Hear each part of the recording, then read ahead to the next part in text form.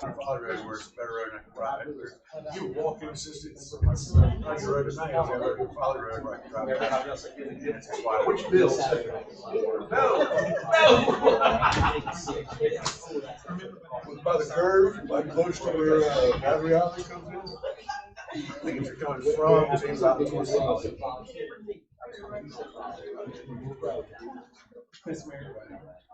I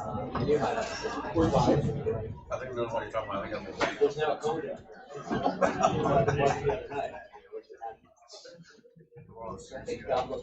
My friends, they had a pothole in their house, they got requested. And all stuff. They said, a year and a half, never got a response from potholes.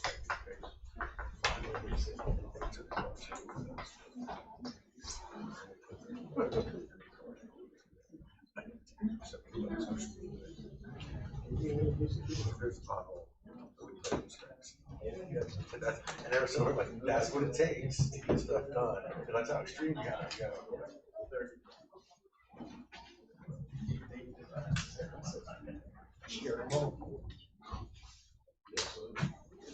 How big was that thing? I thought it was pretty smooth.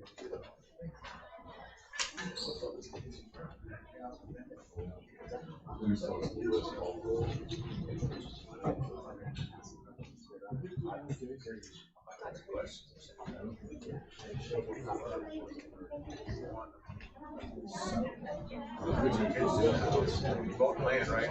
Go in your house. Okay, at 7 o'clock, we'll call the meeting to order. And let's call the roll.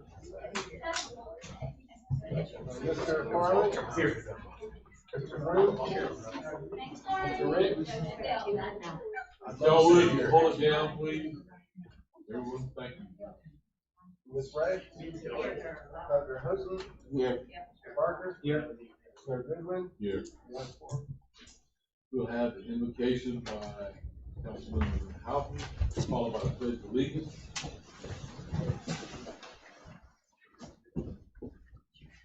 This is a Catholic Jesuit tradition, usually said at meetings in higher education. We are here as members, and I adapted it. We are here as members of this council. We thank you for calling us all together. It is our privilege and our responsibility to support, foster, and advance the mission of the city of Folly Beach. We accept this task in dependence of you, for it is you who began this work, you who guide it, and you will bring it to fulfillment. Send your creative spirit upon us. Open our hearts to recognize our presence among us.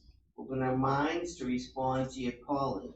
Enable us to draw upon your wisdom and experience of yesterday as we respond to the questions and concerns of tomorrow.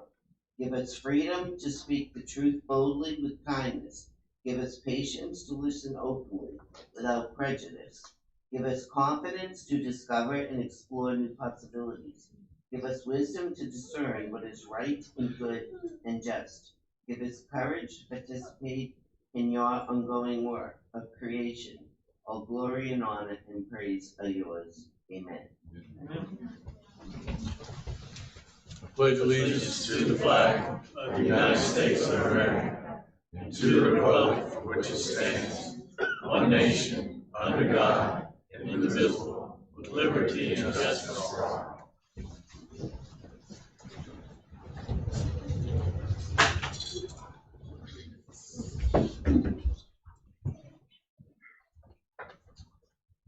So Ms. Jolly can get in here with information.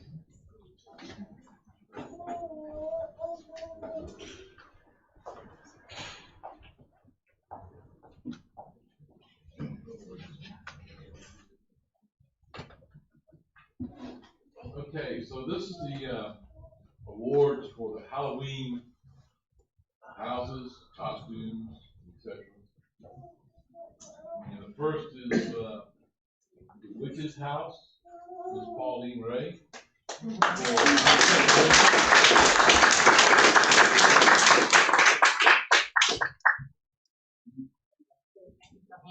I'll come back here. So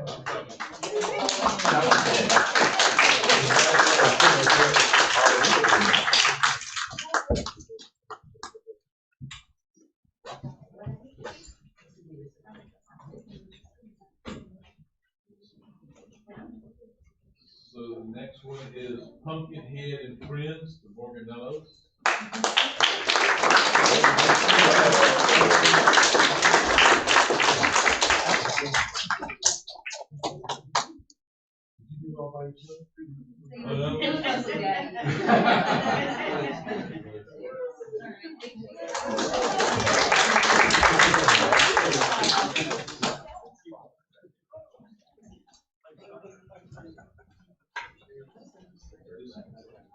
So Bertie, if you would, you got a Halloween first place for ages 5 through 8, and you were the Purple People Eater. Did they play that song for you as they dressed you up so you know what it was? Congratulations. She picked it. She heard that song one time.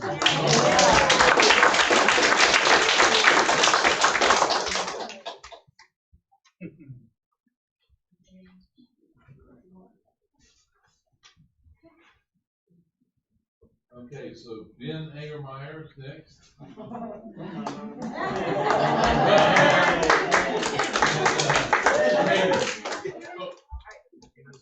Y'all can just all come together.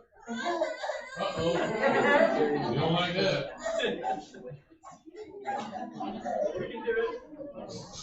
So Ben was Mario.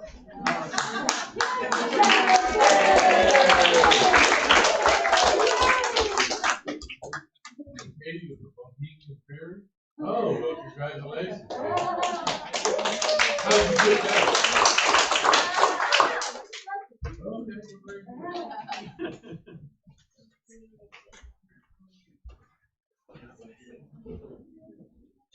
So, third place for ages 5 to 8, Sophia O'Kane.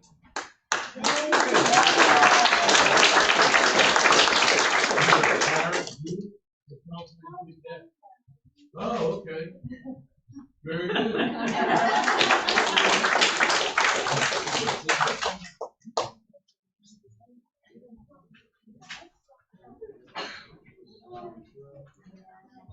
So, first place 9 to 12 was Vivian Lockman.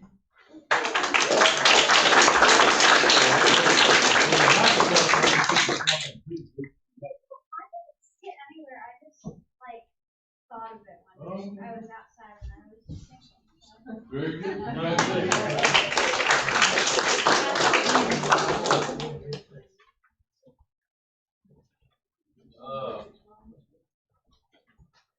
So 9 to 12, third place goes to Charlotte Payne.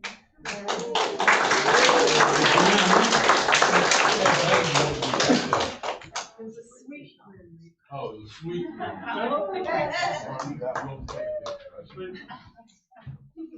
Mom do that.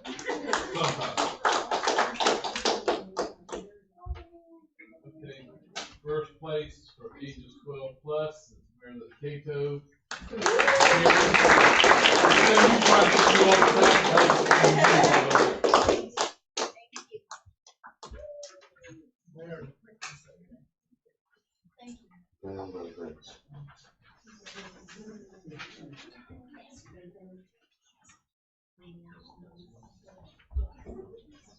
Oh, so yeah, group family, it's Sunny and Matt.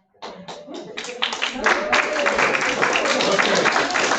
Now you see, so which one was Tom and which one was Tom? Okay.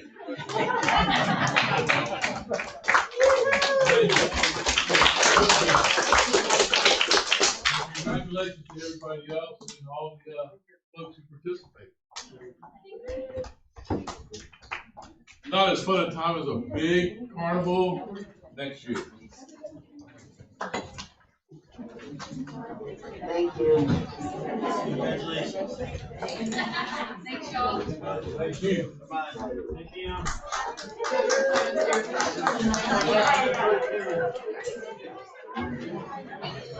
So,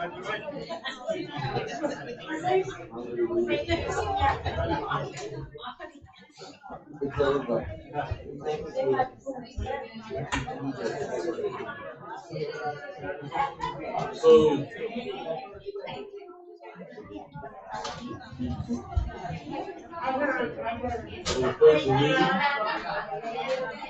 we can't imagine about what to say for the So up next is staff reports and Sterling, you're up first, second, third. I don't know all of them.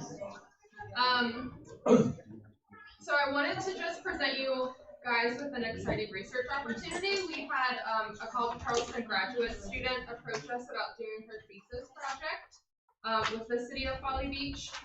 It would center around living shorelines, implementing our marsh management plan, some of the components that were called out in our comprehensive plan.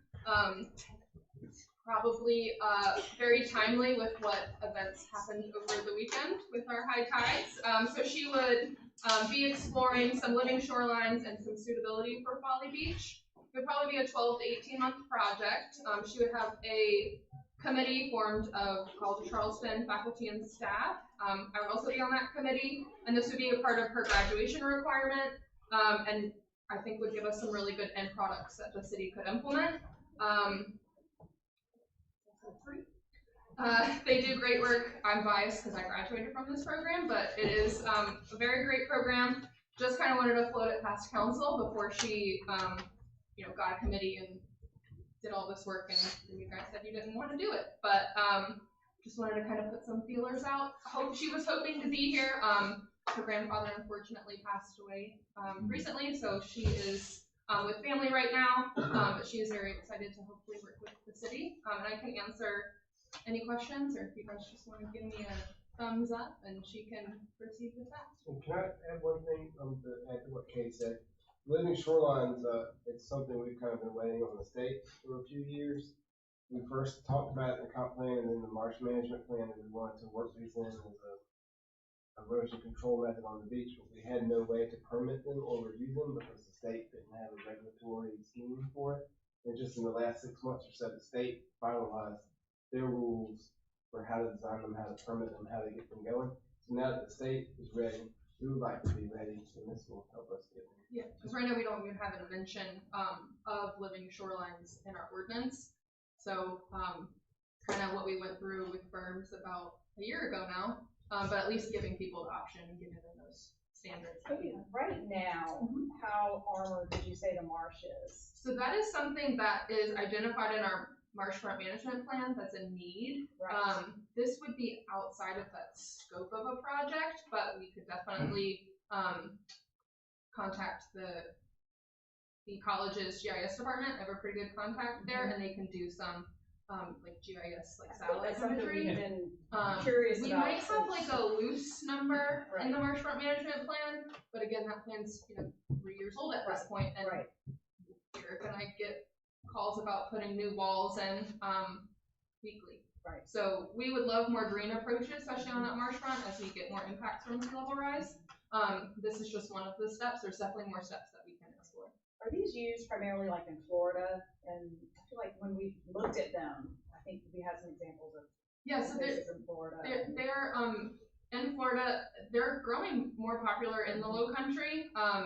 Living shorelines can be of multiple different adaptations. So it could be artificial reef. It could be with oyster shells. It's basically just giving the place for marsh to migrate up and creating that natural buffer rather than a hard line that actually eventually takes all your marsh away. There's a lot of benefits. I'll give you guys a cool picture. So yeah, I think it would just be really helpful for us to get more information. So this works well on the marsh off the river. It gets inundated twice a day at high tide. Yeah. How about the marshlands like behind my house that gets inundated once a month with water? So there's really nothing there. There's very little. It's not every day. So that's what that's part of like the main crux of her project is determining suitability, and then actually Ken Morganella, who was just here, would also be a really great contact, and I want to incorporate that stakeholder engagement. She works for Clemson Extension to give other alternatives if maybe living shorelines isn't the best, but maybe a berm is an option, or some other project for those types of projects. Because we have a lot of those Yes, sir. what I call finger marsh. Yeah. It's not really, it's Yeah. a marsh and it's not a marsh. Right. It's a marsh. This weekend it was a heck of a marsh. That's a big one. Yeah. Yeah. Day so after she- tomorrow won't be. Yeah, she would explore all of those and then give options to homeowners, and hopefully engage in some homeowner education throughout the island as well.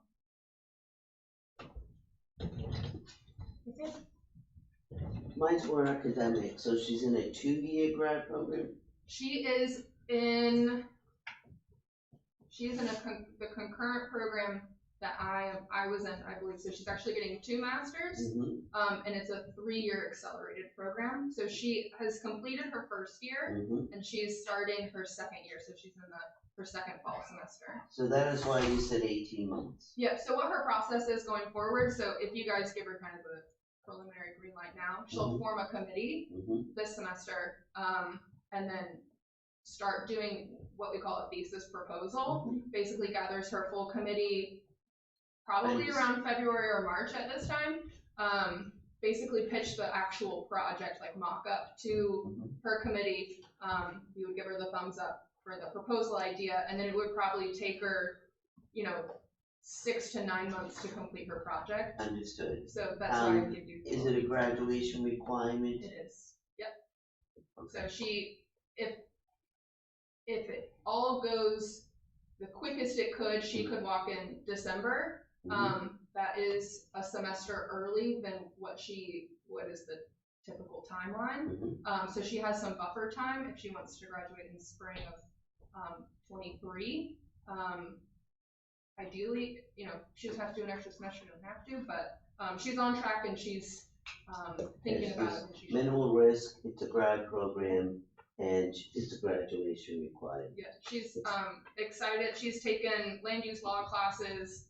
She wants to work with, ordinances and local municipalities. So I think it would be a really good opportunity for her as well. Thank you.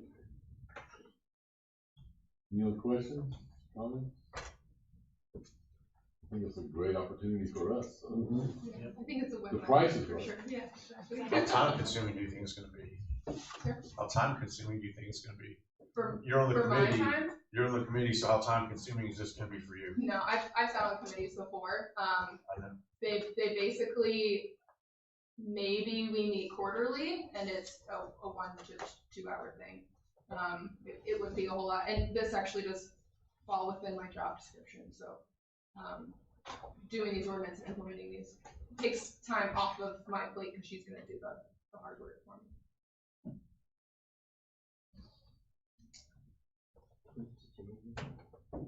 Alright, anything that comes up? Cool, that's it, I'll tell her, to proceed. Do you need to sit down and I can send it back? No. Okay. So you can move into 3921. Yes, sir.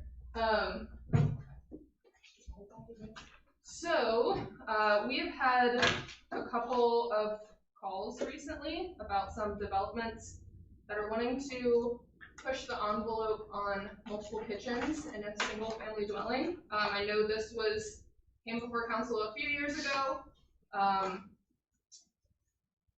it didn't go through. We have an ordinance drafted for changing the definition of what a dwelling is for a single family and then actually giving a kitchen a definition. This would basically limit it so we don't have these illegal duplexes that are popping up around the island.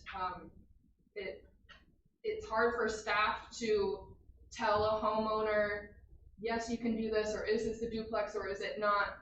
So giving staff a little bit more guidance on the plan review aspect would be great. And then it also helps Amberley from the business license standpoint for duplexes and, what is a full-time resident staying in their home and then renting out the rest. So it really is a duplex without being a duplex.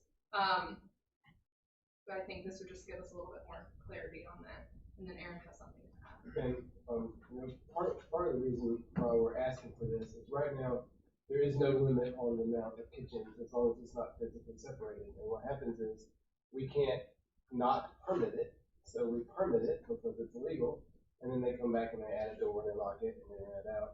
We just had our first successful prosecution where this homeowner who was allowed to build a second kitchen because it wasn't illegal, then immediately started renting it out.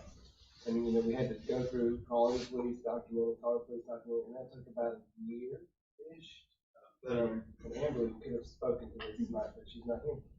So She was on Jitsi if you want her to. okay, no, Amber, you don't need to. But so we now have proof that, you know, we all know anecdotally that the illegal apartments that crop up that we always fight, but here we have the end result of not limiting kitchens is we get things, and what, 3 or 4 a year to come in with 2 kitchens, and once they get out into the world, it just then becomes a game of wait and see, of catching them like random things. And then those properties change hands, and it's not the owner that said that it was gonna be for their mother-in-law or whatever, and it ends up being What's the penalty for getting caught? Do they get the maximum fine? They got the maximum, by ordinance was a $500 fine plus court fees and all that, so it's $1087. And Plus, then we moved to revoke the business license after that. so once they got found guilty, now Amber is in the process of revoking their business. So is that threat enough? Like, how many valid 2 kitchen dwellings do we have? So I know if you go like downtown, a lot of the old houses, people did have an upstairs and a downstairs kitchen, especially if they're older, things of that sort. So if they were entertaining, they'd have something downstairs, and most of their residents, they stay upstairs, kind of a deal. Is it gonna inhibit, or is there a way for those people to still get approved? Or are we just completely doing away with that thought altogether? This would do away with 2 kitchens in downtown. We have a different aspect here than you have in downtown, because downtown you can't rent, most of downtown you can't have short-term rentals, you can't have all those little things that we have out here. And this, actually tonight, this ordinance, you're only gonna say remand it to planning. And send it to planning, they're gonna have public hearings, they're gonna do the whole 9 yards they always do, and come back. Before you get bogged down in a lot of minor details, I think send it to planning, let them do what they're gonna do, hold the public hearings, come back, and then you get into details of what you think. The details is what bogged down last time, it didn't go anywhere. They never even got to planning commission, so I think tonight, the idea is to send it to the planning commission, go through all that process, and then we'll be back here. December.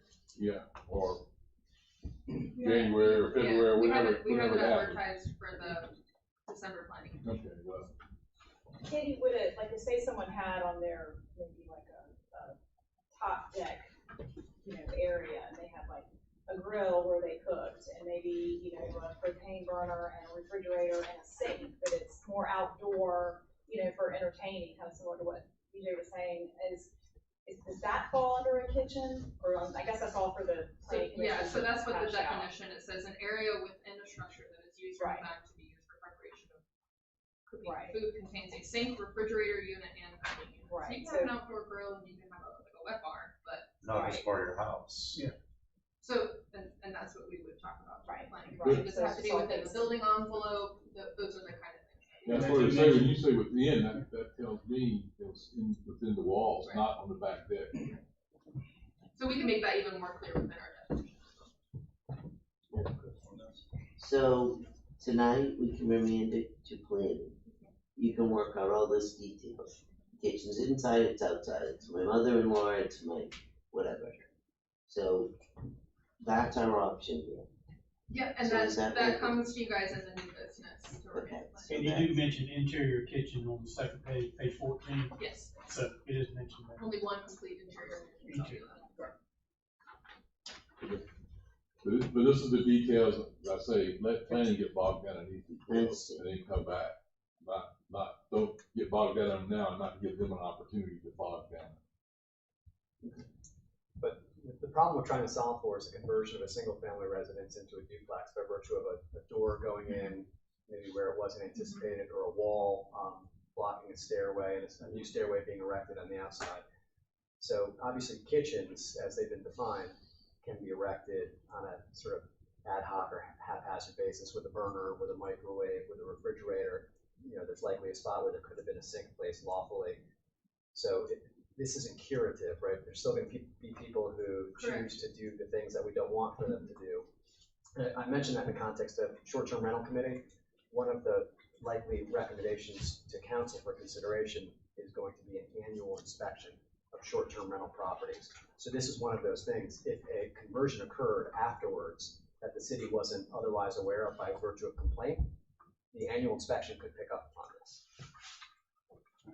Yeah, but it won't pick up on it if they don't do it as short-term rental, they do it as like a duplex or long-term rental, or they're doing it under the gun that they don't, everybody, we find people that rent spaces and spots that don't have a business plan. Committing a different offense. Yeah, well. Yeah. This would at least give us some teeth to say, no, you need to take that out, which right now we don't have.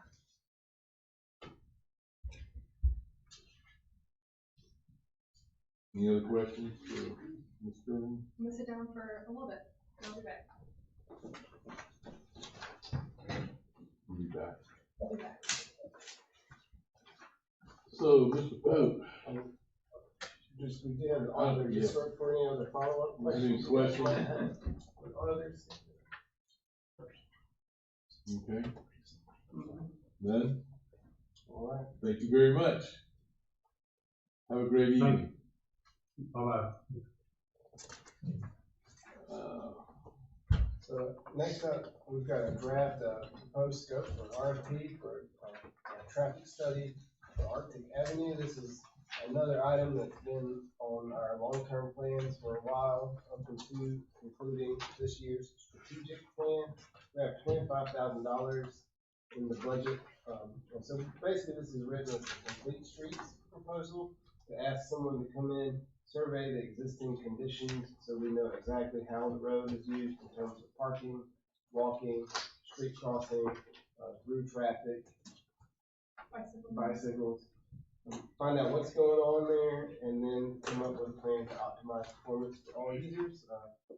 It's not quite telling them we'd like a one-way or we'd like to close it off, but it's more saying we need someone who's a professional traffic engineer to come in and tell us how that road's being used and then what we can do to make it optimal for everyone.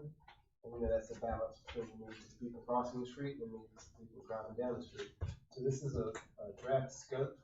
One thing I do want to call out is it's in our strategic plan for this year, but we've missed the peak usage of that street.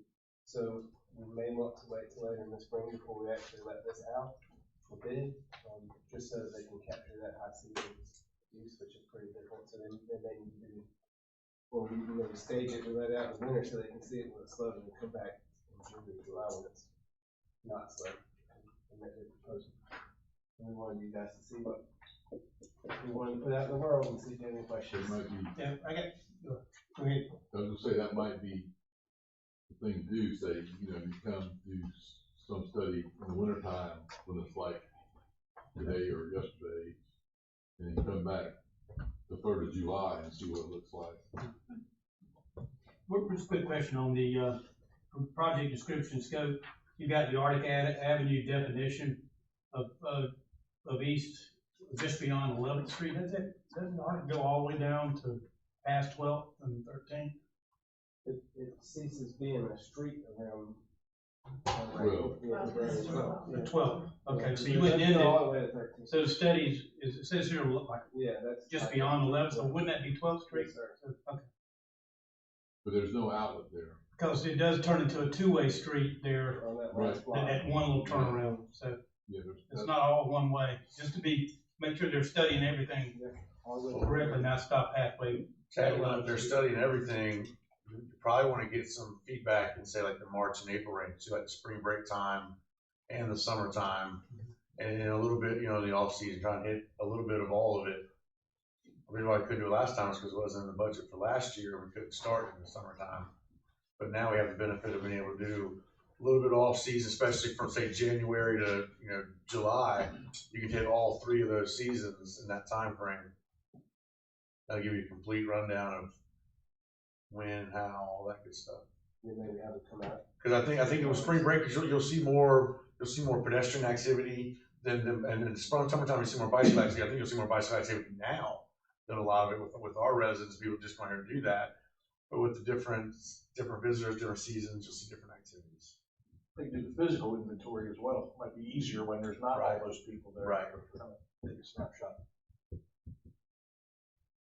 And on one note, we've got $25,000 in the budget. We've been working with the pedestrian path people to get some quotes for pedestrian path paying. Not that they're directly the same, but some of these things we may either have to increase the budget or scale back what we're going from. Like the road cross sections.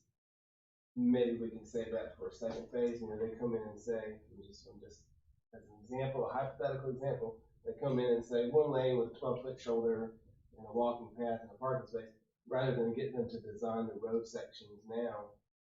Say, okay, thank you. If we choose to go that route, we'll come back and bid out the actual engineering design. If we're gonna have to pick and choose some out of it, we might want to put it out for bid like in January. So when they come back, we might have to say, okay, we're gonna take A, B, and D out of this equation and just focus on these 3 items, and then send it back out if we need to. Just make sure we get enough time because we do want to get a little bit of the off season, a little bit of the spring, a little bit of the summer. So it might not be something that we drag our feet on too long. You know what I mean? Just because we're gonna have to take some things out of it, that can take us a couple months right there before we actually get them working. If you guys don't have any major changes to this, we can turn this around for one quick look next month and put it out to bid after the meeting. Sounds good to me. Okay. So, we're up to approval of the agenda. Have a motion to approve. So moved. Have a second. Any objections, corrections? So, without objection.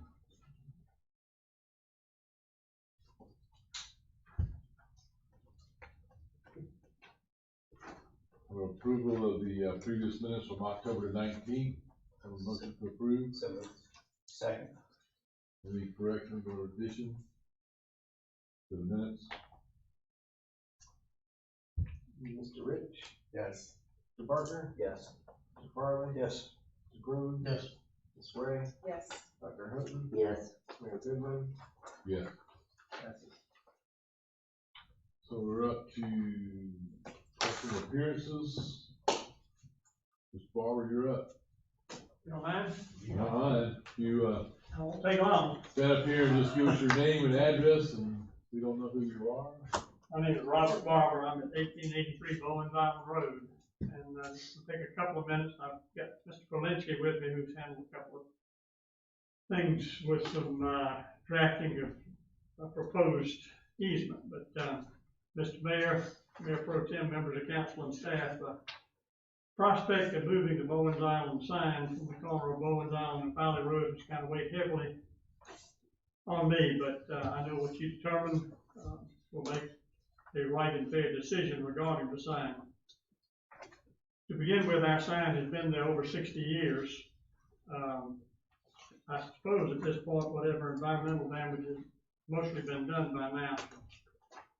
But the restaurant that the sign advertises is a destination place, and there is no visibility of the restaurant, by way of any street or any highway. And so that does give old people like me, who don't maybe use GPS or locate things on your phone, some indication of where we're located. It can be very helpful. We also, in our activities, support the prosperity of Folly Beach.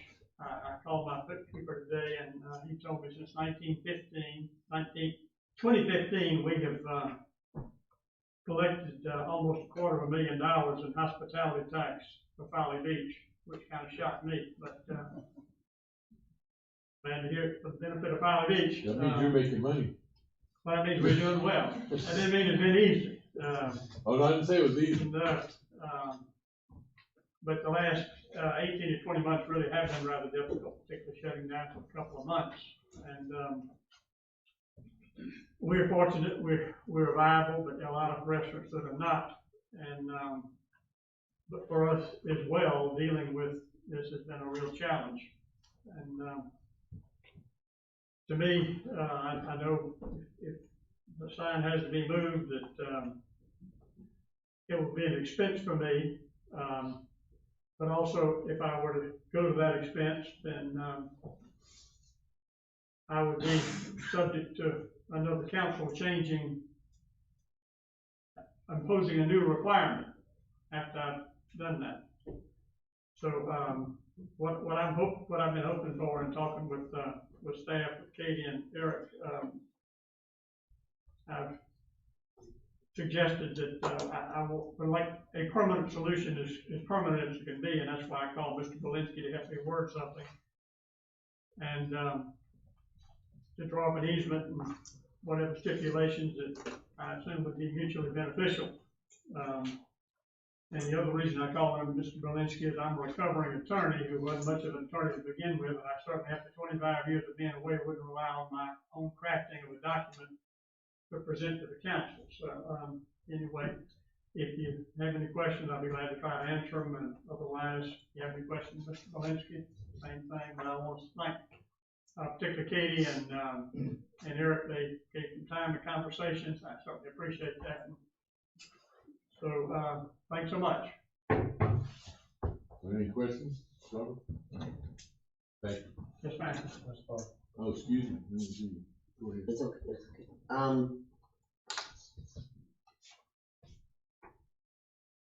Every time, in the last few months, I've driven by, so I really sit on the fence, so to speak. I hesitate to put anything on city property that's not city owned. That's how I began. However, I do have a question for Aaron Poole, and I'm not sure what the answer would be. Can I do that? Okay. Downtown, we have street signs. We also include not just the sign, we include what is down that street. Why don't we have a street sign and what could also be down that street? So our downtown commercial signs, we call them our off-center street directory signs, were a big program that the city put in place and had in place for, 10 years? Several years. And then the DOT wrote us a letter and said, these are illegal, they have to come down. You cannot place a business-specific directory sign on a street sign. If it's a part of an approved, DOT-approved scheme that says bakery or church, that sort of thing, but you can't advertise a specific business on the street sign. And so we had to take them all down. Even if it's of historical significance, and do we do that for the Porgy and Beth's house? We don't do it for the Porgy and Beth's house. And if it were a national historic landmark, possibly, I cannot answer that question. But our most recent directive, and the reason we no longer have our signs, is that you cannot put a private business advertisement on the street sign. With my experience with DOT, and especially lately, I would say they won't care if it is on a national record. They're not gonna put it on street sign. Thank you so much. One additional question.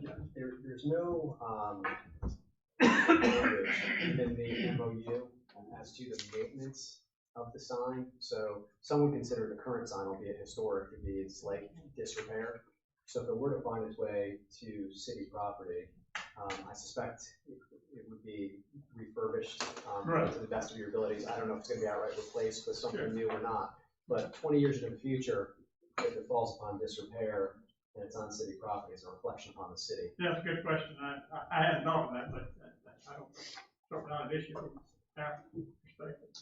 Mr. Barker, I think I can address that. Some of the language, the one sentence I wish to add does address all of that on the maintenance and upkeep. Of course, we're responsible for that because it's our sign. And we're going to keep it as close to its current look as possible, because that's part of the charm and of the historic nature of it. I mean, it's not gonna be fancy, but we will keep it in the same state of condition that it is. And I spoke to Ms. Gerling a little bit about the language. I got a quick phone call in. I know your attorney, Mr. Wilson, is out of town tonight, but he and I did speak this afternoon. And so we can work through all of that, because I know tonight was more informational to bring to y'all. And I think the vote is really scheduled maybe next month, maybe. So it depends on how the conversation goes tonight. So if you guys look on page 23 of the memo, in your packets with, the language that Mr. Belinsky is referring to for the sentence, that he would like added, as well as the note about the trees. So you guys would need, to kind of give us, council would need to give staff some guidance on, if we want to proceed with those two asks. And then my question for you guys is a formal easement being drawn up, and is that something that you would want presented to council next month? Or are we just going with our loose? No, I think we'll do, Okay. I think we wanted to get through Sure. tonight's meeting Yes, sir. and get feedback from you, before we employed and went to the expense of the surveyor, and then we would draft the easement once staff approved the survey drawing. So that's kind of next steps for council. Do we want to have any dialogue on these paragraph 2 and 3 additions? And then do we want to see the site plan from Mr. Barber, and then potentially entertain an easement in the December meeting? Well, y'all, go ahead. I think we need all the details. I mean, I'm the type of person that needs to see it all and vote on everything that we could possibly vote on. In your package, Yeah, you have this, it's added on the front. Yeah. And that would be added to the second MOU. The MOU that starts on page 25. it's that process, it's your So process. you would make, as city council, you would say, you know, we would adopt the second MOU, but we would make 2 amendments to add paragraph 2 and paragraph 3, if that's what you wanna see. And then that would be go forward.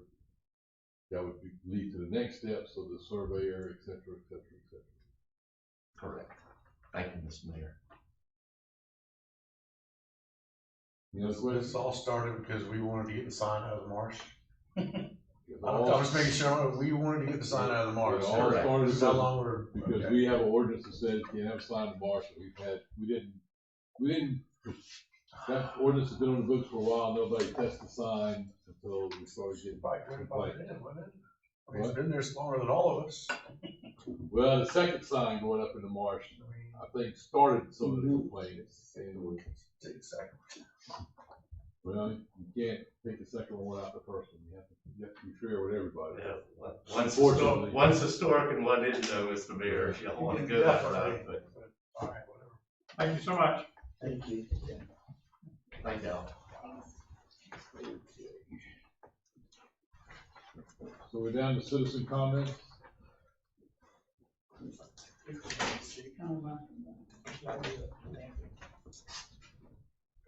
My name is Connor Sullivan, local mortgage and real estate broker. Reason I came here today, I wanted to talk to you, see if we can revisit the current zoning ordinances on tattoo parlors for the city of Folly Beach. To my knowledge, the last time this has been visited was about 2003, 2004. And if I'm correct on that date, a lot has changed since then.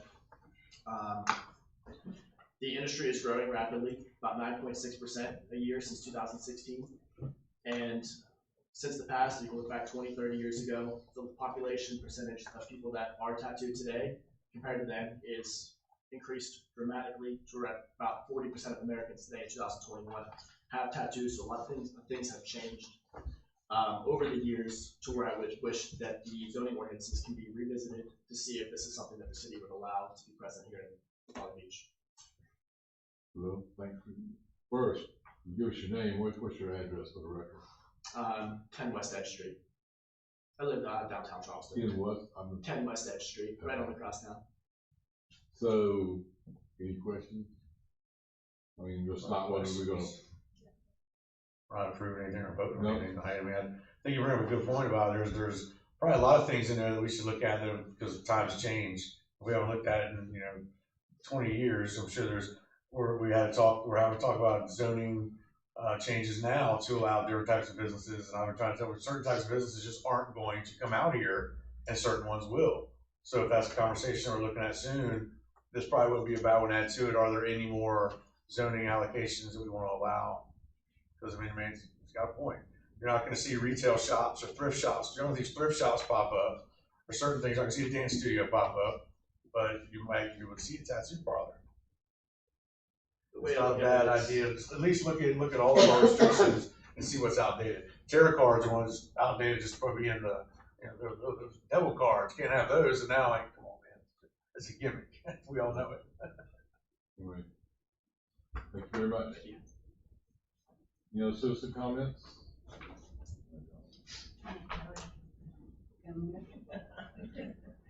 We have to come by ourselves. I don't like that. One person to speak for the whole group. Well, I'm not a very good speaker, but my name is Darrell Bonnet, and I live at 1018 East Erie, corner of Seacrest and East Erie. And the flooding was just unbelievable. The last few days, as it was for everybody, but that's not, but I just don't understand how every tree was allowed to be cut on that lot, and in less than half a day or something, because I was home that day and it was just boom, gone. And as far as our environment goes, but anyway, and then I had I had work done on 2 of my oak trees, which I knew were history because they added like 40 or 50 dump loads of soil. And I know that's probably hard to believe, but it was 9 feet. It was 9 feet. And my lot's here, and the lot's here now. And through all this flooding and all, they're high and dry. And my home, across the street, Becky's home, we are all like, there's just rivers going. But another thing I wanted to point out is, I paid to have 2 of my little trees that almost got bulldozed. I called and stopped the progress because they thought that was on their property, and I knew it wasn't. But anyway, so I saved this tree, but I had to really have it cut severely because I knew it was all the soil that they had added and all the banging. I'm a horticulturist, and I know you just can't do that around trees. You're going to kill the trees. And with every bit of shade being taken out and all the anyway. So the flooding happened, and now on the right side of where they built this retaining wall, and then they filled it all in today. But anyway, they built a retaining wall, and you can see all my tree roots for that oak tree, for the one, and not this one, but the oak tree, are just all exposed, and it is going to fall on the house. And I don't think I should be responsible for that. I've already tried. I talked to them. They tried to do something with some 4x4s around it anyway, but it didn't work. And we all know how oak trees are. Oak trees just go boom. They're shallow rooted. They're not like a lot of things.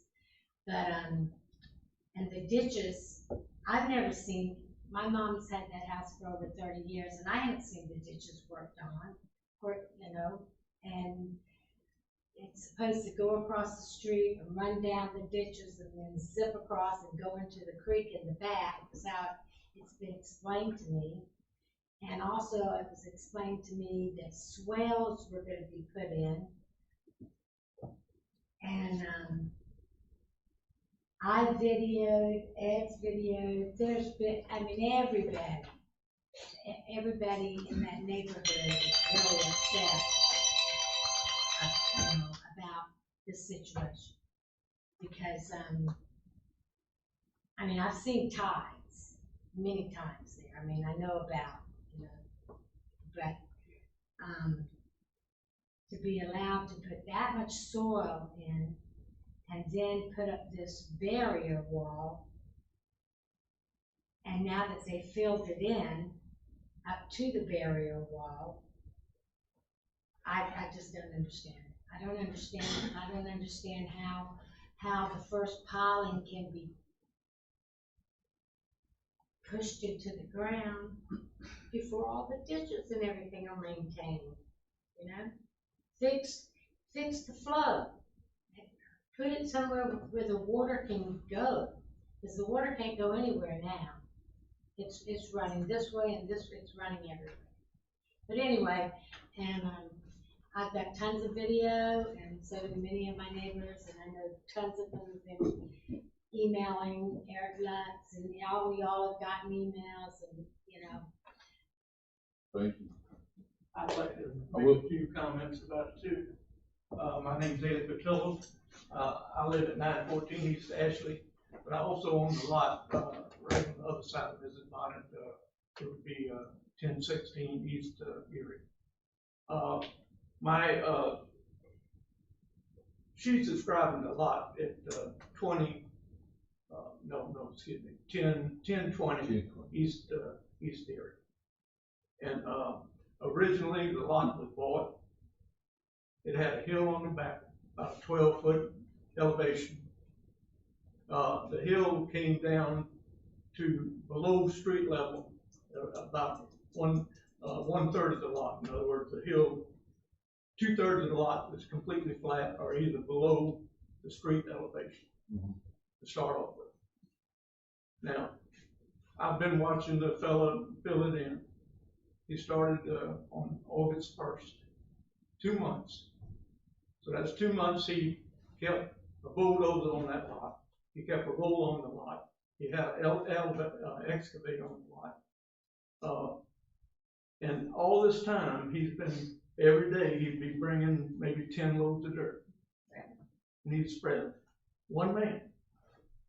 And so I estimate that he's brought in over 100 truckloads of dirt. And these are 12-yard trucks. So we're talking about 1,200 yards of dirt. And so this has raised the level of the lot about 4 feet. I've actually put a tape measure on the halfway of the lot, on the retaining wall that they put in, and it's 4 feet from her yard up. And this is about midpoint of the lot, and plus it's graded, extreme grade all the way to the street. I mean, a lot more. I mean, usually when you do fill, you have a footprint of the house. You more or less fill the lot and have the footprint of the house more or less determine where the dirt is. That's not been done at all. This is the whole lot. And even the 10-foot setback that goes on the side of the lot next to Mrs. Bonnet's has now had a retaining wall. They call it a landscape wall, but it's really a seawall. And the purpose is basically to stop the flow, coastal flow, the flood flow that has been going on all these years.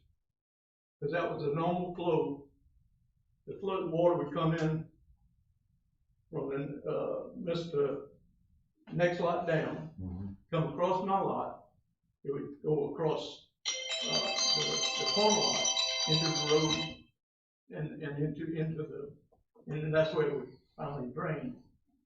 But I can't understand how this much dirt was allowed to be put on this lot.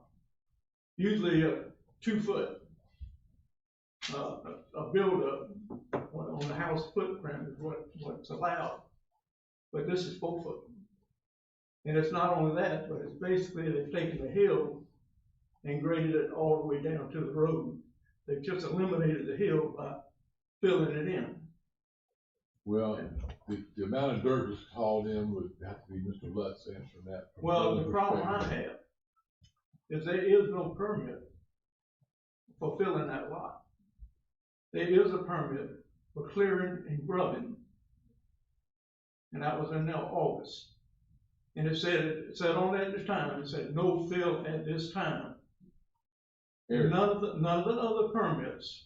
Eric, Sir? did they have a permit to fill the lot? Yes, sir. From Charleston County and from the city. Both.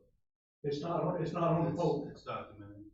It's not on the, I went down there today, and the only one that I saw was for grubbing. You, remind me, I'll email it again to you tomorrow. No, you don't have to email it. Well, that puts it in your hands, that way you have a copy. But in other words, what I'm saying is it's not posted. We know it exists, we know it exists. Did they, ask, more or less tell you how many yards of dirt Yes, they were gonna they have put an on? engineered plan, it's been approved by us and the county. And it's all part of the documents I've sent Ms. Bonnet, and I'll send them to you as well. Well, I still don't understand, because now you've set a precedent. And now, It's an engineer's job. to design the lot. you've set a precedent, because you've allowed 4 foot buildup on her lot. Now, when I look, my lot on the other side of her house, when I want to come to build up my lot 4 foot, I expect the same accommodation. You can get what your engineer designs and is Well, I'm approved by the sure- regulations at the I'm time sure- of the permit. Lawyer Green and the engineer, I mean, they can come up with anything. I don't Well, know who that is. well, Mr. Patillo, I'm sorry, Yes. I get, all I want y'all to do is to go down to 11th Street, turn down the road, and turn down and park in front of Mrs. Bonnet's house. And put yourself in Mrs. Bonnet's position. Say, look at this, somebody's put a retaining wall out here. It's a hard stop for the flood flow. and in the day that the whole neighborhood met with the county, that was one thing that was asked that people do, was put a retaining wall, so it wouldn't be a volumetric flush of the dirt back into everybody else's place. That's why that retaining wall was built. They didn't even have that in the plans. The retaining wall, well, for one thing, they call it a landscape wall. Well, call it whatever you wanna call it. I'm just saying, that wasn't even in the plans. That was at the request of the neighbors. No, that wasn't at the request of the, I was there at the meeting. I was too, and that's where that come out of. The engineer said, oh, we're gonna put a retaining wall, and we're gonna have swales in here, and we're gonna. Well, the engineer said, after the concern was all the water's gonna run down, hit this dirt mound, wash all this dirt back into this finance and everybody else's place. They said, okay, they could do this by putting up a retaining wall or a wall that would keep the dirt from being washed out. Yeah, but he didn't say anything about backfilling to the flush with the wall. If you put the wall up, you gotta backfill it. No, not really, if you put a concrete basin on, you know. Yeah. I mean, I know. We're not here to argue about it, All I'm but just saying that's. Please And go- I don't even have to Please go go to down there and look at the. trust me, I don't have to go to Mr. Finance house. Well, you were there. Because I was there, but I could be at my house and the same thing happened to me this weekend because the lot next to me is higher than mine, so where does the water go? It comes up and it runs right back into my house, into my garage, so. But you can't. So I understand. Yeah. But the wall has made the situation 10 times worse. Because now the wall, that's the reason she was talking about the roots on a tree being eroded to the point where it's a leaning tree toward her house. Now she's gonna have to have that tree taken out. And the erosion is there. I don't know about the wall making it worse. And I've got I know pictures. I know where the wall come from because And I was I've there. got pictures of the water coming in along that wall. Well, And and I've that- also got pictures from the get-go all the way to the buildup. And the water will come along that wall because that's what everybody was Because- concerned about, and all the Because dirt the washing city- back. Because the city allowed them to build that wall. Thank you very much. Yes, sir. Mayor, if I may ask a question of Eric? Yeah. On this topic? We might be able to do something for you in the context of the trees, not for you in particular, but as part of the tree ordinance. I'd like to, and I think we're all committed to focusing on the roots of the trees, not just what we see above the ground, which could be beneficial or helpful in the future with projects like these. But the question to Eric is, as I understand it, when anyone elevates their property, they must mitigate the impact of water displacement onto the neighbors' properties with French drains and things of that nature. And sometimes walls, and sometimes swales, and sometimes. Okay, so in this case, the wall is the mechanism. That's part of it. Okay. The water didn't come from his property, the water came from the flooding that comes in the creek behind his properties, run in and hit the wall and turn toward the street, I'm sure. That's what he's talking That's about. the erosion property that is gonna occur on her property. And that's what, the city has made the situation worse. Yeah, I follow. So for the public at large, to the extent we're going to see this happen more and more often, people first move they'll make is to bring in fill, and they'll grade that fill in a way to move the water off their property, unfortunately to adjacent properties, which is only problematic insofar as if they don't take steps to mitigate that water. Again, Eric can do a great job at making sure people don't fill it so the water is not going on their neighbor's property. This isn't the first time that question's come up. It's come up on Shadow Race. It's come up every time somebody feels something and they go back to the engineering study. Again, the problem with this is just like the marsh behind my house. It's not a marsh 90% of the time. Was a flood this weekend. That water comes in that old creek that doesn't fill up with water very often, runs down. And I'm just explaining to him. Runs down, and the concern where the wall came in at was, well, the first concern was if it runs down here, we need something to stop the velocity so it don't hit this dirt and all this dirt caving on us. So that's how the wall come about. Call it a landscape wall or retaining wall, whatever you want to call it. But anyways, because it was either a wall or filled up with riprap or something that would do that. So I understand. Our last thing, I just would like each and every one of you to just go by and look at the situation. Thank you. Thanks. Any other comments?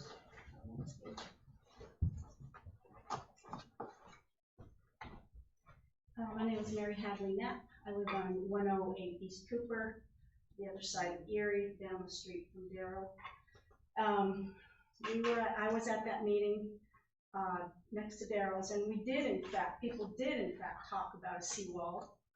I specifically said if you put up a seawall, it is going to make that water rush down quicker, and it is going to direct it in a quicker fashion directly out into the street, and it's going to rush there. And I specifically spoke that. I've got a geology background, water dynamics, and I did specifically say that. Some people didn't understand that. As they have brought in the soil, and as that soil has eroded, it has filled in that swale. So what is happening is her swale is now raising, because the dirt from her 12-foot platform is now coming down into the swale, filling the platform. There is now raising that water even more.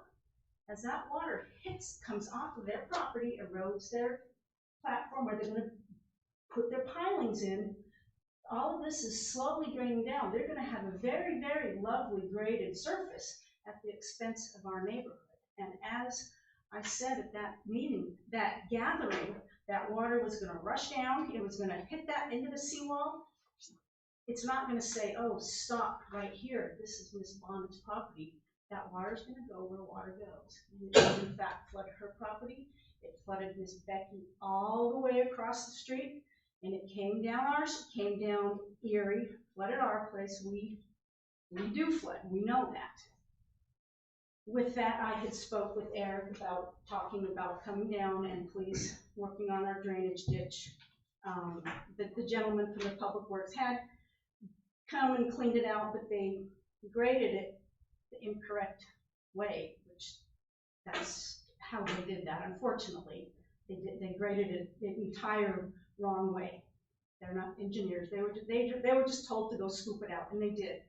But after looking at the 143-page document that I talked to Kate briefly about, reading about that and the issues that can be dealt with drainage, Folly Beach, I see, is looking at doing some things at a huge cost. Our street alone is to that $2,100,000 just for that drainage alone, which is a huge, huge area. And relative to a lot of the island is a very huge issue. My question is, how is Folly Beach going to, out of those 7 projects, how are they going to decide who gets done first? Does it go from the lowest price project to the highest price project? How are those areas going to be dealt with in fixing all of the drainage? Well, question. the answer to your question, I don't know, because we're gonna have to work with the county on that, and we'll work with them on how, it's their drainage ditches, so we'll work with them on how they decide to choose them. But again, just like I reminded Ms. Gerling and Mr. Lutz today when they were talking about sending out the drainage study, everybody needs to understand, we can have perfect drainage ditches, and with what happened last weekend, drainage ditches don't work. God's hand. That is true. Because when the tide changed and went out, Lake West Indian, because we got stuck at church, because I've never seen it that high all the way up to the Baptist church down Indian, went out pretty quick. Once the tide turned, we went out. But, you know, as far as how the county picks and chooses which ditch they do first, we can put our input into it, but we don't have the final say about it. And in the meantime, this could be years. As a full-time resident, I can talk to Folly Beach and the Public Works to come out and at least dig that ditch. Our ditch is about this wide and about that deep.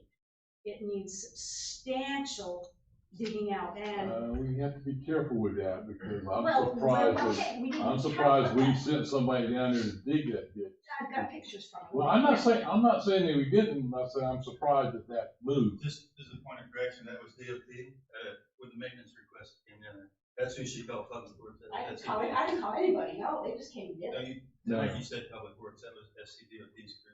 Well, somebody came and did, whoever it was, did not. Just for clarification. I'm not quite as surprised then. Okay.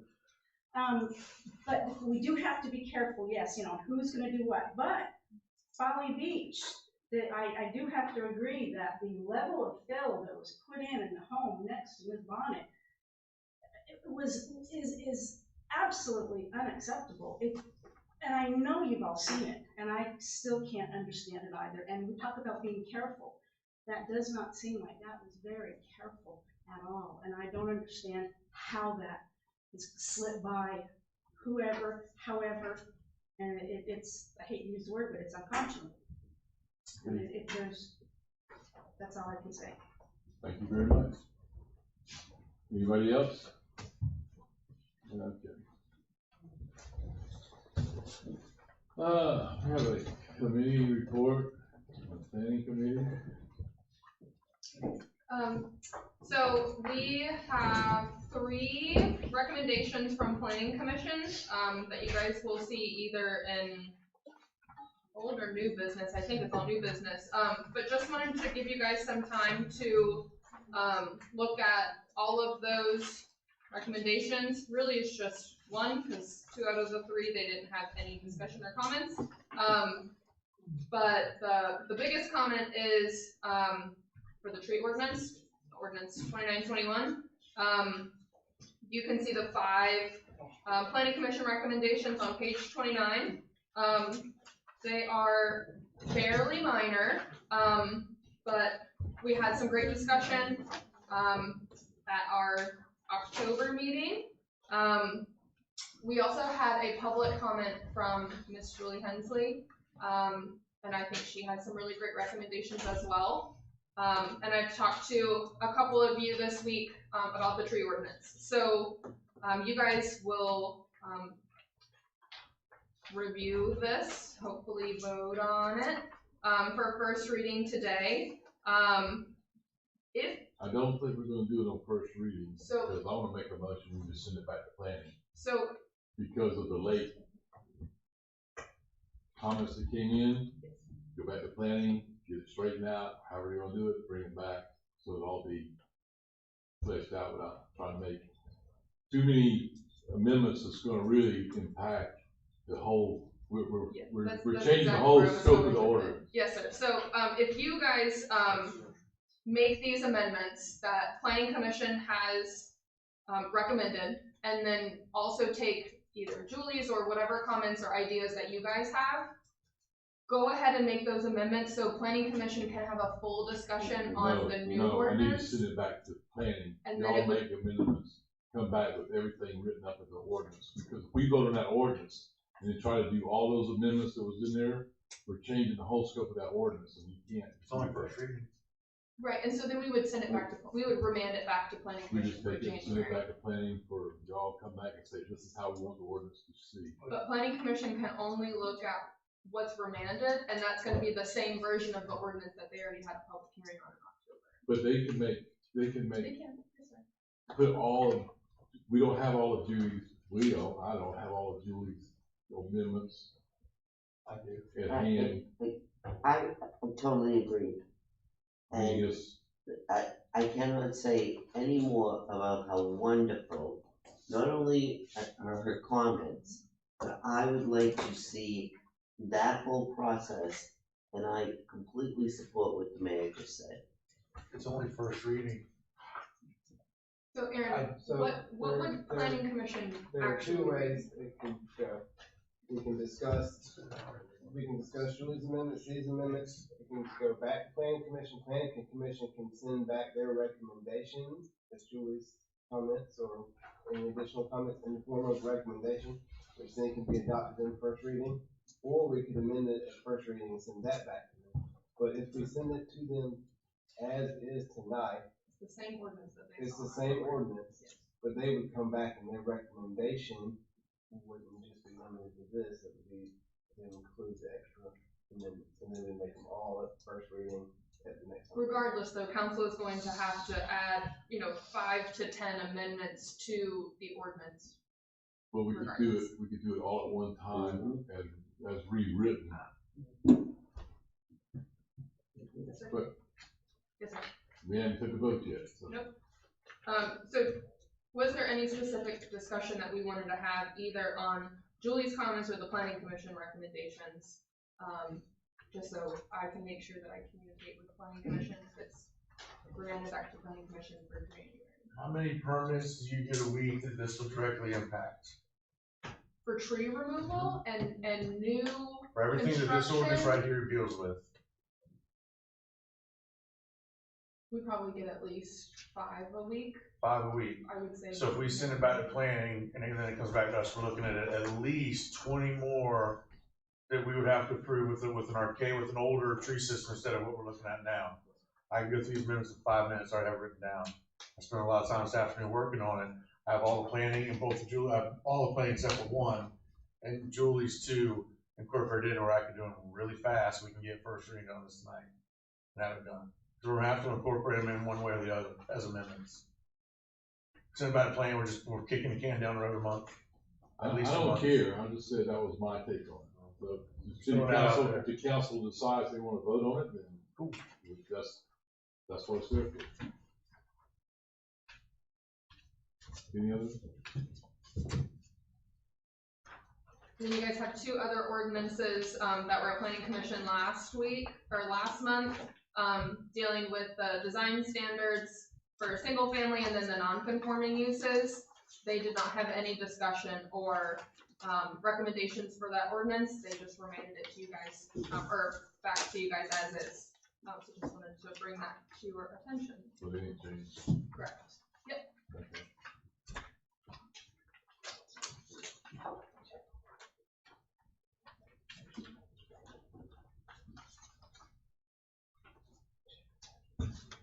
Well, if we don't, if we send it back to planning, we can't make it, so if we wanna do that, then we have to do the amendments.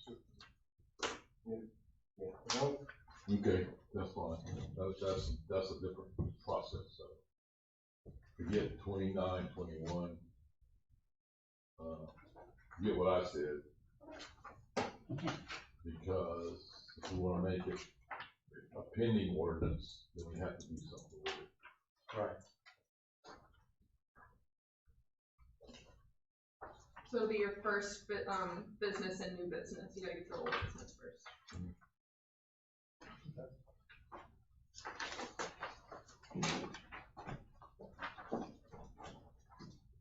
So, we're moving into old business, ordinance 30-21, an ordinance amending section 72.20, residential parking permit, only two of those. Folly Beach Code of Ordinances to require proof of registration and payment of outstanding fines prior to the issuance of residential parking permits. This is the second reading, I have a motion to approve. So moved. Have a second? Second. Any questions or comments? So page 34, 6 would be deleted. It's in red, because that would be included in C as a mandatory. So, there are actually two, it's saying, red is new, meaning it's one of the allowable proofs, that's what you're saying. So we're requiring that in C, so it couldn't be a second proof. It has to be part, so we would delete that red 6. So make a motion to delete it. Make a motion to delete red 6. Second. Any discussion or questions?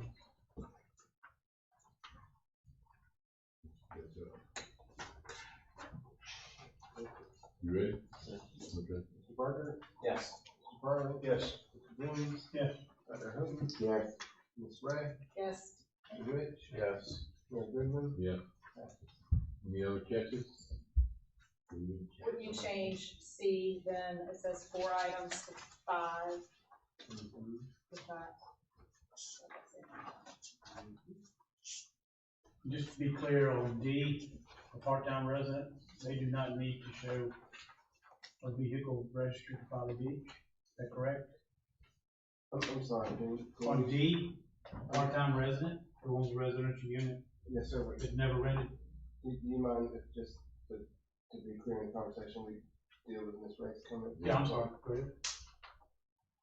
So it should, we struck out 4 items and it needs to be replaced with 5 items. Let's see. Ms. Ray, is that a motion? Yes. Second. Oh, 1, 2, 3, 4, 5.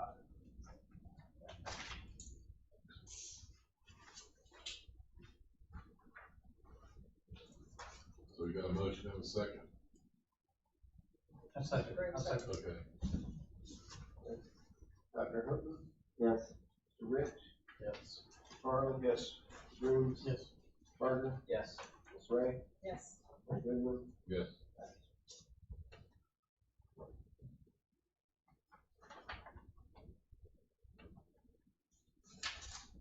Yeah, okay. I just had a question on D.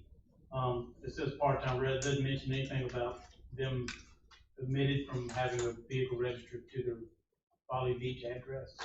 Well, if you're a part-time resident, they can't have a, Yeah, they get one. no, I'm just saying they can't have a vehicle registered. Right, that's what I'm saying, but I don't want people to be confused to say you have to have a registration in Folly Beach if you're a part-time.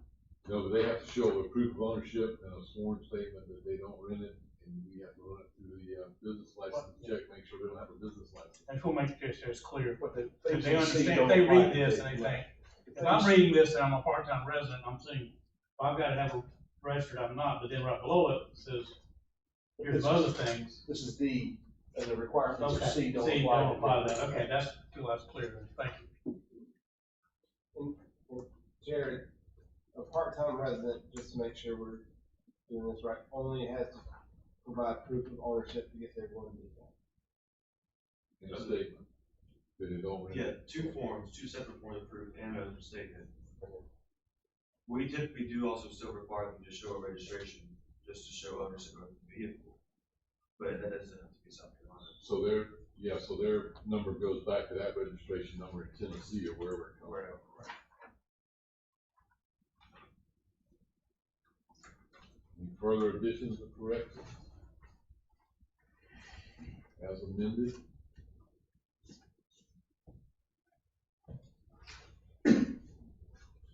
Farley. Yes. Green. Yes. Mr. Rich. Yes. Ms. Ray. Yes. Dr. Hutton. Yes. Mr. Barker. Yes. Mayor Goodwin. Yes.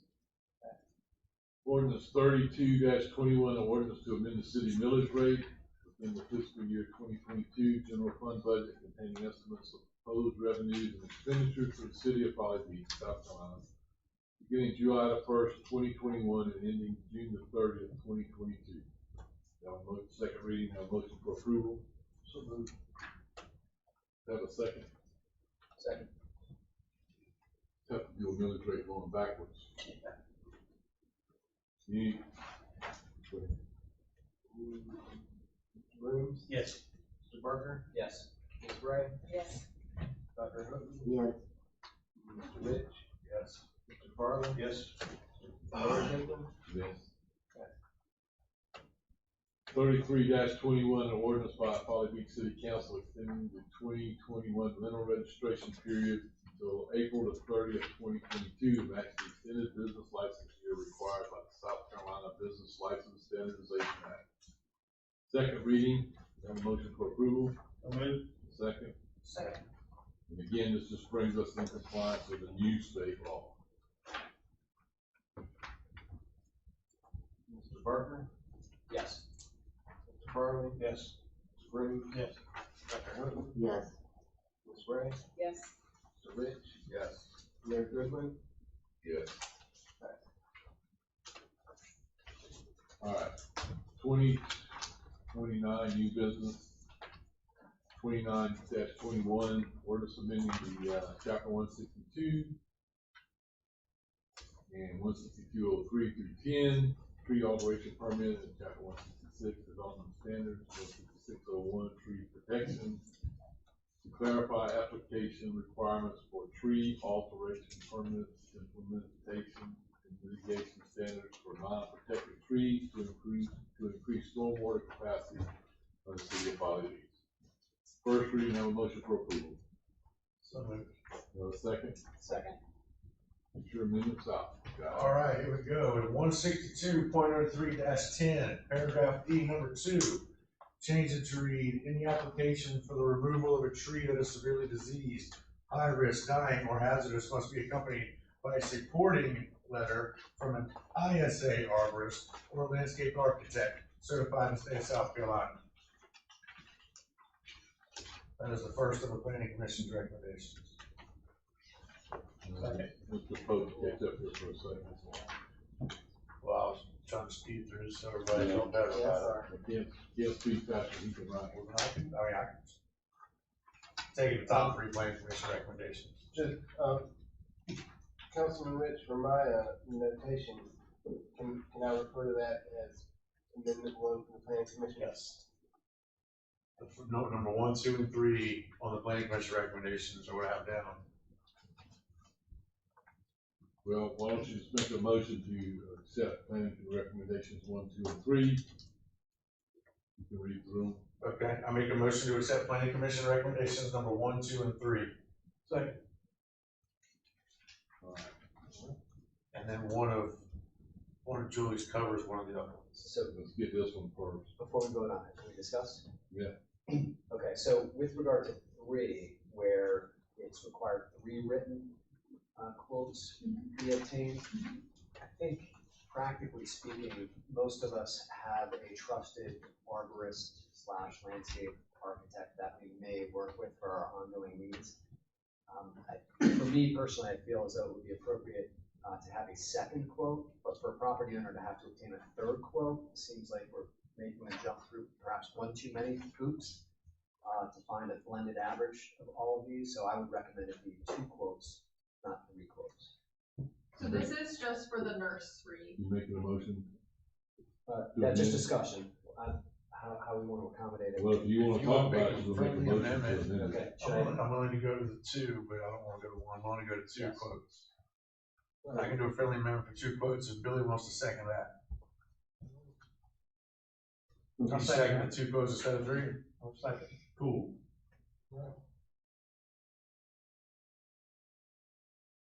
So you're talking about 1, 2, and 3 with you're changing your motion to 2. Yeah, there's 2 written quotes we got instead it. of 3. Let's make sure we got it right. It just keeps it on the up and up in case you gotta get somebody that wants to give you a $5 quote. Yeah. Anybody else?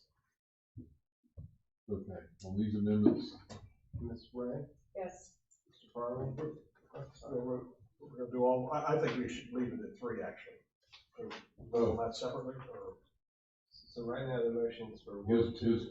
his motion, they changed their motion because Mr. Boone's accepted the change to 2 votes. I mean, two quotes. So a yes vote would be 1 2. as is, 2 as is, 3 with 2 as is. Okay. Ms. Ray, Yes. Rooms, Yes.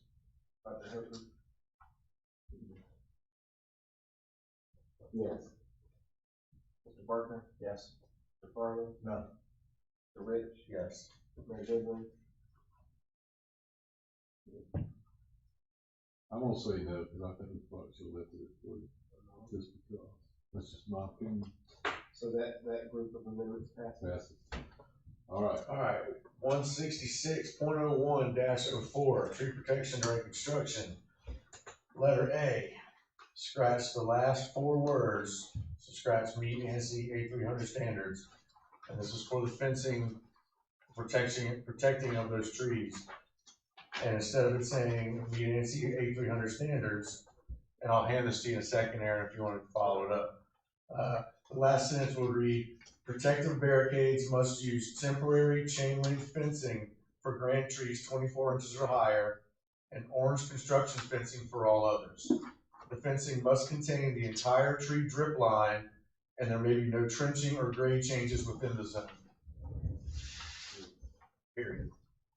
And that covers Ms. Hensley's concerns, and it covers our chain link fencing restrictions. It's all that right there. Safe. Whew, that's fun. Okay. Who's second on that amendment? No, he just had an amendment, we hadn't had a second, I need a second, who's the second? Second. Okay.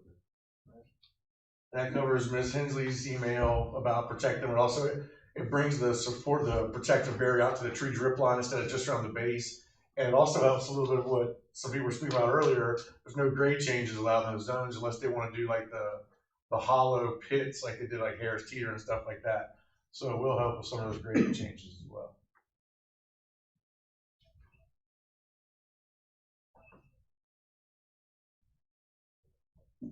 Any other discussion? Questions, comments? Worn out. All right.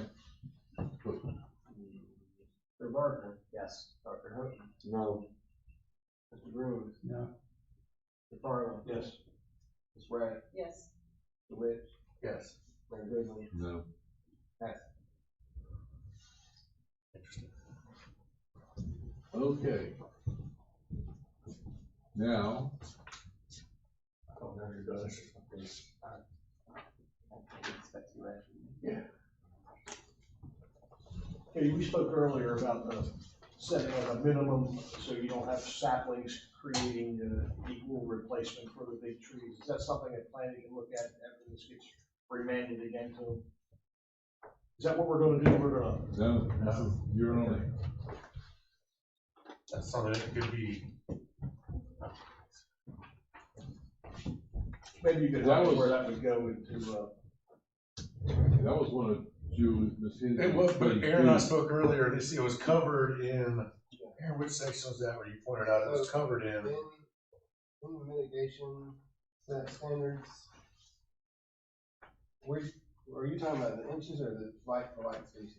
the inches, like if a 12-inch tree was cut down, it was based on how many trees at a minimum of 2 inches would make up for that 12-inch. I thought I saw that somewhere. But, spoke to Katie, she didn't think it was in Yes. It's in, so further in a different section of our ordinances, is in landscape standards, we require the minimum size of any new tree to be 2 inches. So that's not actually in the tree protection one. Okay. I might consider changing that to 3, but that's a whole nother ordinance altogether. So in the other ordinance, that takes care of, you can't replace, So that, you can't replace a 24-inch live oak with 2 palmettos. and That's in the other ordinance No, too. So I'm just what I'm asking. That part is in the tree ordinance. Okay, so where would that be? That's in, If you know offhand. it's on page 43, so up from the bottom, we got B, A, and then number 2. And, My pages and your pages on number the same. sorry, that's in 166.01-04 D2. And it's replacement of protected tree shall be of the same species as the tree removed or accepted shade tree. Oh, I And didn't get that one. so we used to allow. 04 through C. Yeah, I don't have to be. No, it's 166.01-03. Sorry, I'm moving back. Oh, E2. But the language, so our old tree ordinance did allow people to replace oak trees with palmetto trees. You could basically replace any protected tree with any other protected tree, so everyone defaulted to palmetto trees. So the last time we revised the tree ordinance a few years ago, we changed that, so now you have to replace it with either the same species or an accepted shade species that is as identified by the. So that takes care of that problem. And the shade trees are meant to be canopy trees. Because that come up in Ms. Hensley's discussion. All right, so we got that covered. And she helped write the original one, so that's probably how she remembers it. Okay. So back to 29-21. So my vote no is actually based on the fact that I believe that a certified landscape architect such as Julie Hensley needs to be more hands-on in some of our process. So I don't know where that goes in the process. We don't go in the tree ordinance. Okay, so her expertise, in my mind, is something that I'd like to see either the city utilize, because my own exposure in the last few weeks with her has been extraordinary. But this has nothing to do with what we're talking about. And she was one of the original people on Parks and Rec committee, was there forever. Bingo. So every park we started with, her fingerprints are all over We everything. do use her for city projects as well. Guys, let's get back on the subject here. Thank Oh, you. I thought that was part of the whole process. Now, we're talking about ordinance 29-21. We're really done. As amended. As amended. Anybody else got any other amendments? Okay. Dr. Houghton, Yes. Ms. Ray, Yes. Brooms, Yes. Mr. Rich, Yes. Mr. Parlor. Yes. Mr. Barker. Yes. Mayor Goodwin. Yeah. Ordinance 34-21, ordinance amending section 16605-02, application for existing structures, 16505-303. Single and two-family design standards, 16605-04, multiple family design standards, 16605 commercial design standards. And of the Folly Beach Code of Ordinances to apply design standards to all non-conforming uses and structures. First reading, have a motion for approval. Have a second? Second. Okay. Any discussion? Questions? Comments?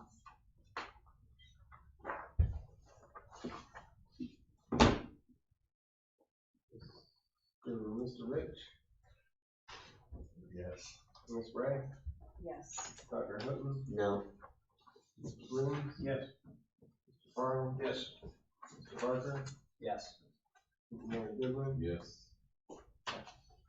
Ordinance 35-21, ordinance amending section 16801, general application 16801-204, minor repairs and normal maintenance, 16802-03 repair, 16802-05, reconstruction after casualty damage, 16803 through 02, continuation, 16803, enlargement, informing uses, and 16803 through 05, reconstruction after casualty damage, to clarify that no new non-conforming use or structures can be created under the provisions of the zoning code.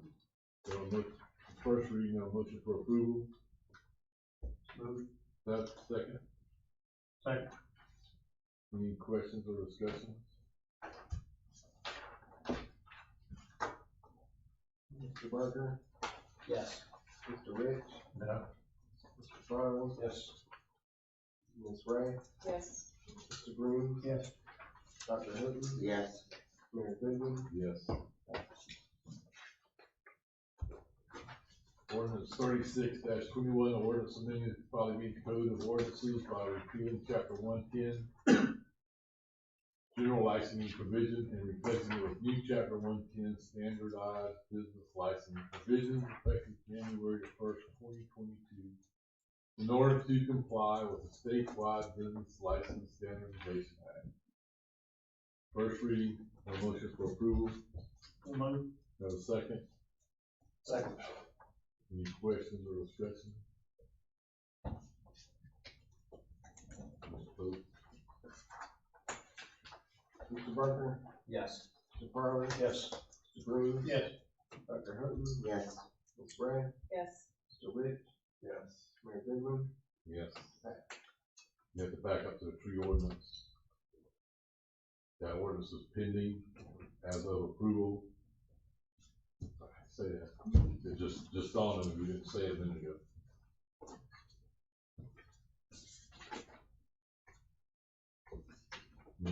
On approval, the first reading is pending.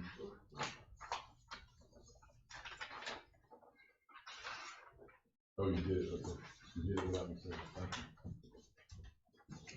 Ordinance 37-21, ordinance amending chapter 33, boards, commissions, and departments, section 33.003, creation of specific boards, commissions, and committees to implement attendance requirements for board members. First reading, have a motion for approval. So moved. Have a second. Second. Any discussion? No question. Okay. The removal process. The council actually, but correct me if I'm wrong, is responsible for those appointments ultimately. Is that correct? Well, this is for all the boards. Some of the boards, planning, you have your own. We vote on or Correct. Okay, so, that was, okay, so whether it be individual or group. So the removal process is executed by whom? Is it the council? Is it the staff? What is the removal process? So for the planning commission, it's the only board who has member-specific appointments. Those appointments can be undone at any time by the council person who did the appointment. So there's no council review required. They can just notify us. It says, I'm making a new appointment. Everybody else has to be done at a vote by city council. Because you voted to put them there. Now, planning commission, you have two at large that you voted to put there. Got it. But council could remove one of our individual appointees if there was an egregious act, correct? Well, no, I'm saying, for instance, your appointee, if we felt they did something inappropriate, felony of some sort, We can associate the council person and say, hey, you have a real problem, and you need to take care of your problem. Which is not far-fetched sometimes. No, it isn't, my friend. I wanna see y'all come to town. Thank you. Okay, any other questions, comments?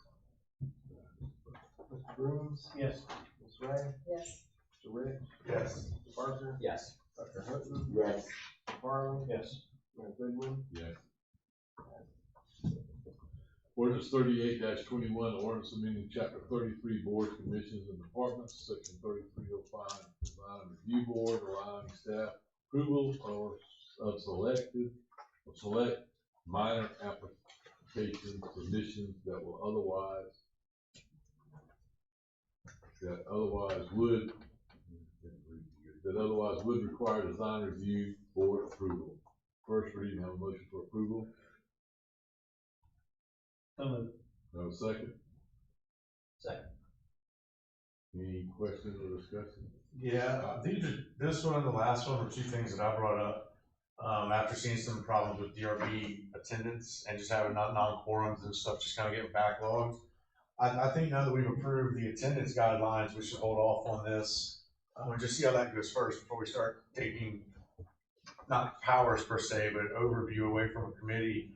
Let's see how the attendance guidelines go first, and if we still have issues, we can look at moving to this level. I agree. As I said at the last meeting, I like the review process. I think the open public meetings and the discussion there is a healthy thing. And ERB's not tasked with that much. They're not overloaded. I think we should leave it the way it is. The forums. Any other comments? Mr. Parlor? No. Mr. Barker? No. Mr. Brooms? Yes. Mr. Rich? No. Ms. Ray? No. Dr. Houghton? No. Mayor Goodwin? Yes.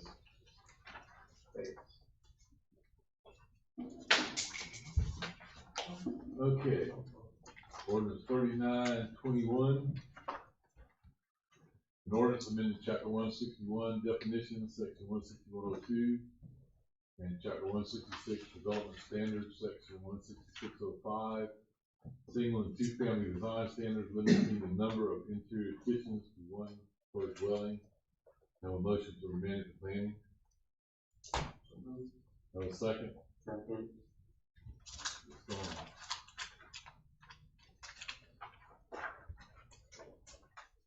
Barker? Yes. Farley? Yes. Mr. Brooms? Yes. Dr. Houghton? Yes. Ms. Ray? Yes. Mr. Rich? Mayor Goodwin? Yes. Okay, ordinance 40-21, the ordinance to impose a 90-day moratorium on issuance of permits for new construction or commercial or residential structures in the island commercial and downtown commercial district. Have a motion for approval. Moved. First reading. Have a second? Second. Mr. Foley, anything else you want to say? That's what we talked about at the work session, I think. For clarity, just make sure, so this, if we vote yes on this tonight, is pending until we go through our work session or the second reading the week after. So, well, a moratorium ordinance can't be made pending. So legally, you have to give it a week between readings and it can't be made pending. So it won't be in effect until the second reading. Any other questions? There's no way to do it faster. There's no alternative. I share. Not by state law. Not at this point. Yeah. Not by state law, it's not. Well, that getting their way. I'm not using that again. Yeah, I'd share your thoughts. Very frustrating. Mr. Brooms? Yes. Dr. Houghton? Yes. Ms. Ray? Yes. Mr. Rich? Yes. Mr. Barker? Yes. Mr. Farley? Yes. Mayor Goodwin? Yes. That's the first. See y'all,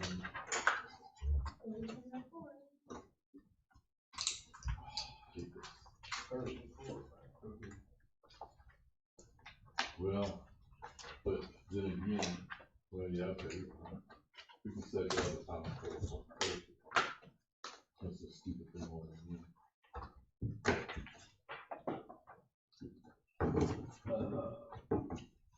Mr. Grooms, you have anything you want to talk about? Yes, just, the 11th, is Thursday, is Veterans Day. Wanted to, recognize all the veterans that day. Exchange Club will be putting up flags, so just, thank a veteran.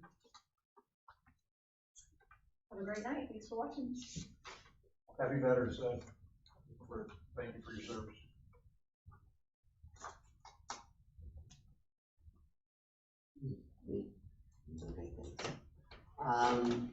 We opened up tonight with an amazing group of children, neighbors. It was a dream come true, the Halloween. So I want to thank the city and every other entity for the Halloween extravaganza. Next, I do have to do a plug for this lovely calendar, Civic Club calendar. Bye. Thank you very much. To those veterans and their families, thank you for your service and sacrifice, as well as thank you for staying with us for the past couple of hours. I want to thank this guy. I want to thank Mr. Laverne James for always looking so handsome in the background and staying here the whole meeting. I do the best I can right after work. Think I'll conduct this. Do I have a motion to adjourn? It's Chuck, Yes. Woo, I don't know about all that now. Your eyes brown or exactly. Shovel it. Well, he's literally, he's one person who says,